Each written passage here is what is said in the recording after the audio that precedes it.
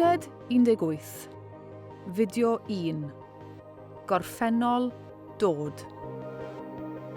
Primary school children love playing imaginatively and pretending to use different modes of transport as they play. This unit combines learning about different ways of travelling yn Gymraeg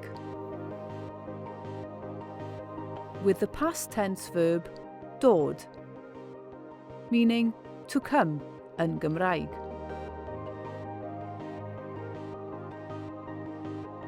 Let's start with the question, sut des ti yma? How did you come here? You try it. Sut des ti yma? Da iawn. You would start your answer with des I yma and then add a mode of transport.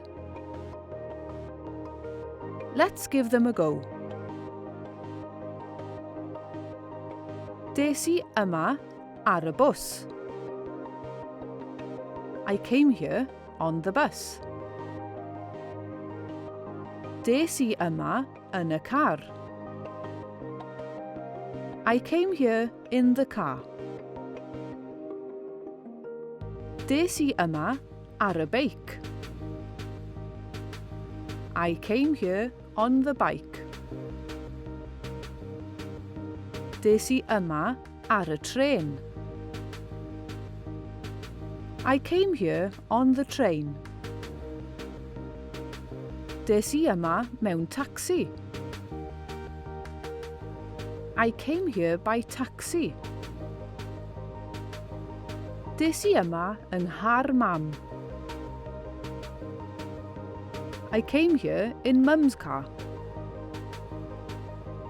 Arbennig. Symud ymlaen nawr.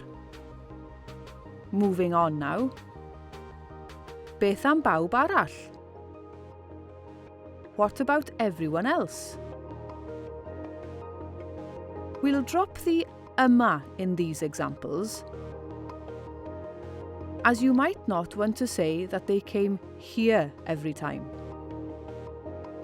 Daeth e ar y bws.